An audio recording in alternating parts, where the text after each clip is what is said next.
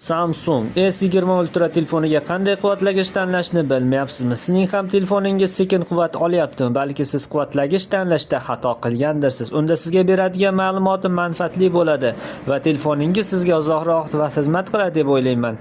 Batareyka sig'imi 5000 mAh, litium-ionli Li-ion batareykalar tizimi mavjud. 45 vatt quvvatlagich talab qiladi. 45 vattdan kam bo'lgan quvvatlagich qo'llash tavsiya qilinmaydi. Bu telefon batareykasini tez ishdan chiqishiga, shishib ketishiga olib keladi.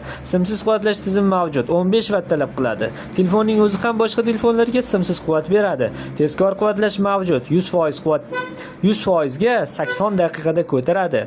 Oddiy quvvatlash holatida 100% quvvat olish uchun 1 soat 20 daqiqa kerak bo'ladi. Internetdan foydalanganda 6 soat 27 daqiqa, videolar tomosha qilishda 11 soat 23 daqiqa, o'yinlar o'ynashda 4 soat 23 daqiqa, kutish rejimida 91 soat, umumiy avtonomik holatda esa 18 soat 1 daqiqani tashkil qiladi. Agarda sizga ham shunaqa ma'lumotlar qiziq bo'lsa, videomiz izohiga yozib qoldiring. Videomiz manfaatli bo'lgan bo'lsa, bizlarni kuzatib boring. Hozircha xayr salomat bo'ling.